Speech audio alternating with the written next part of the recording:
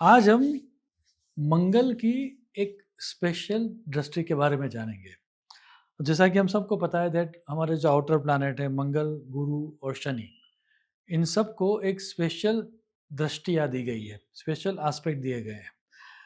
जैसा कि हम सबको पता है शनि को 3 और 10, गुरु को 5 और 9 और मंगल को जो दिया गया है वह है 4th एंड 8th। सो मंगल जहाँ बैठा है वहाँ से 4th हाउस को भी देखेगा, 7th हाउस को तो सब ग्रह देखते वैसे भी देखेगा और 8th हाउस को भी देखेगा।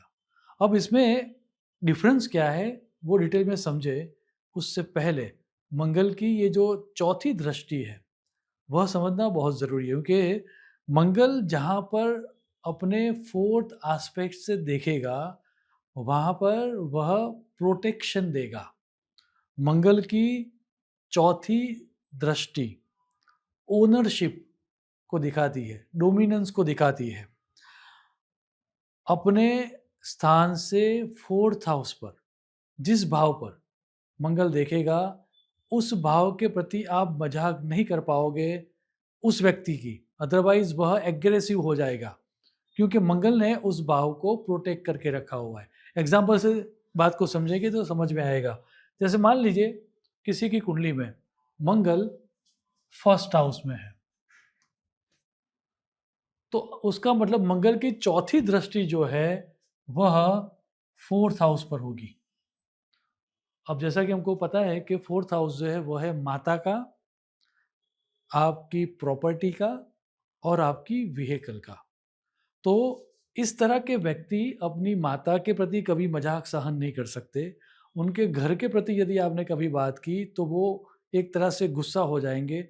उसके व्हीकल के प्रति यदि आपने बात की तो भी वह प्रोटेक्टिव हो जाएँगे। सो मंगल जहाँ पर भी अपनी 4th एस्पेक्ट को करेगा, उस स्थान के प्रति वह व्यक्ति ज़्यादा प्रोटेक्टिव हो जाएगा। वह उस स्थान को प्रति जैसे कि उसका उत्तरदायित्व है उस व्यक्ति का कि मुझे उस स्थान को प्रोटेक्ट करना है, क्योंकि मंगल सेनापति है। अब मान लीजिए किसी का मंगल 2nd हाउस में है, तो 1, 2, 3 एंड 4, तो चौथी दृष्टि उसकी पड़ेगी 5th हाउस पर। इस तरह के व्यक्ति के संतान के प्रति आपको कोई मजाक नहीं करनी चाहिए। इस तरह के व्यक्ति की बुद्धि के प्रति, इंटेलेक्ट के प्रति या उनके एजुकेशन के प्रति आपको मजाक नहीं करनी चाहिए, क्योंकि इस तरह के व्यक्ति अपने 5th हाउस को लेकर ज़्यादा प्रोटेक्टिव होते हैं। अब मान लीजिए किसी का मंगल 3rd हाउस में है, तो 1, 2, 3 एंड 4, उस व्यक्ति के 6th हाउस अर्थात उसके डिसीज़ के प्रति, उनके रोग अर्थात उनकी हेल्थ के प्रति या उनके ऋण के प्रति अर्थात उनके डेट के प्रति, उनके लोन के प्रति, या फिर यहाँ से पेट्स भी देखे जाते हैं, यहाँ से सर्वेंट्स भी देखे जाते हैं। तो उसके प्रति आप कोई कमेंट ना करें, अन्यथा वह व्यक्ति उसके प्रति संवेदनशील हो जाएगा। यदि किसी व्यक्ति की 4th हाउस में मंगल है, तो 1, 2, 3, 4 उसकी चौथी दृष्टि पड़ेगी 7th हाउस में, अर्थात उसकी पार्टनर के प्रति आप कोई कमेंट मत करो।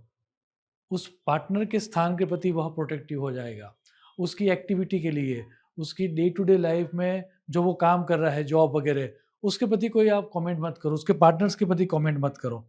यदि किसी का मंगल 5th हाउस में है, सो 1, 2, 3, 4, तो उसका 8th हाउस सेंसिटिव हो गया, अर्थात उसकी साधना के प्रति आप कोई कमेंट मत करो। उस व्यक्ति के दादा-दादी या नाना-नानी के प्रति आपको कमेंट मत करो। उस व्यक्ति के जो स्पाउस है, उसके फैमिली के प्रति आप कुछ कमेंट मत करो। उसके आयुष्य के प्रति, उसकी डेथ के प्रति या उसके अकल्ट एक्सपीरियंसेस के प्रति आप यदि कोई कमेंट करोगे तो वह व्यक्ति एक तरह से एग्रेसिव होकर आपको रिस्पॉन्ड करेगा। अब मान लीजिए किसी का मंगल जो है वह 6th हाउस में है, तो 1, 2, 3, 4, तो मंगल की चौथी दृष्टि पड़ेगी 9th हाउस पर, अर्थात उस व्यक्ति की रिलीजियस बिलीफ सिस्टम के प्रति आपको कमेंट नहीं करनी है, उसके धर्म के प्रति कमेंट मत करो, उसकी लॉन्ग डिस्टेंस ट्रैवल के प्रति आपको कमेंट नहीं करनी है।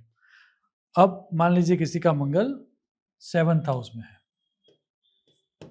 तो 1, 2, 3, 4 उसकी चौथी दृष्टि पड़ेगी 10th हाउस पर, अर्थात उसकी कैरियर के प्रति आप कमेंट मत करो, उसके पिता के प्रति कमेंट मत करो, क्योंकि यहाँ का मंगल 10th हाउस को प्रोटेक्शन देगा, या फिर ये समझिएगा कि ये मुझे प्रोटेक्शन देना ही देना है, ज़रूर हो या न हो, नेसेसिटी हो या न हो, तो आपको उस एरिया के प्रति कमेंट नहीं करनी है। अब मान लीजिए किसी का मंगल जो है वह 8th हाउस में है, तो 1, 2, 3 एंड 4 चौथी दृष्टि पड़ेगी 11th हाउस पर, अर्थात उनके समाज के प्रति, उनके फ्रेंड सर्कल के प्रति, उनके सेविंग्स के प्रति आपको कमेंट नहीं करनी है, क्योंकि यह व्यक्ति उस हाउस से रिलेटेड व्यक्तियों के प्रति संवेदनशील रहेगा, उसको प्रोटेक्ट करेगा।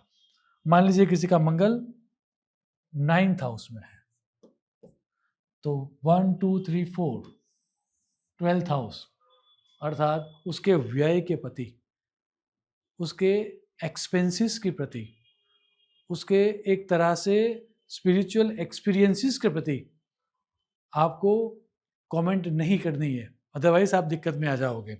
अब मान लीजिए किसी का मंगल 10th हाउस में है, तो 1, 2, 3, 4 फर्स्ट हाउस, अर्थात उस व्यक्ति के अपीयरेंस के प्रति, बाह्य देखाव के प्रति आपको कमेंट नहीं करनी है, उसके विशिष्ट के प्रति कि ऐसी कैसी इच्छा आपकी, उसके एस्पिरेशन के प्रति आपको कमेंट नहीं करनी है। अब मान लीजिए किसी का मंगल 11th हाउस में है, तो 1, 2, 3, 4 सेकंड हाउस, इस तरह के व्यक्ति के फैमिली के प्रति आपको कमेंट नहीं करनी है, उसके पैसों के प्रति आपको कमेंट नहीं करनी है, उसके बोलने के तरीके के ऊपर, selection of words and how he communicate, उसके ऊपर कमेंट नहीं करनी है, अदरवाइज यह व्यक्ति बहुत एग्रेसिव हो जाएगा। अब लास्ट में मान लीजिए किसी व्यक्ति का जो मंगल है वह मंगल 12th हाउस में है, तो 1, 2, 3 एंड 4, अर्थात उसके थर्ड हाउस रिलेटेड बात हो गया, अथवा अदरवाइज उसके सिबलिंग्स के लिए आपको कमेंट नहीं करनी है, उसके पराक्रम के ऊपर आपको कमेंट नहीं करनी है, उसकी शॉर्ट ट्रैवलिंग करने की जो टेंडेंसी है उसके प्रति आपको कमेंट नहीं करनी है। कुल मिला के समझने वाला जो सिद्धांत है वो सिद्धांत ये है कि जहाँ पर भी मंगल होगा उस मंगल से चौथा भाव जो भी होगा वह व्यक्ति उस भाव के प्रति सेंसिटिव होगा, उस भाव के प्रति वह ओनरशिप अपने आप ले लेगा, और यदि आपने उसके प्रति कोई भी कमेंट कर दी जो उसको पसंद नहीं है तो आपके रिलेशनशिप उस तरह के व्यक्तियों के साथ खराब होने की संभावना है। मुझे आशा है कि यदि आपने मंगल के इतने सिद्धांत को भी समझ लिया तो आप बहुत अच्छी तरह से लोगों के साथ व्यवहार कर पाओगे।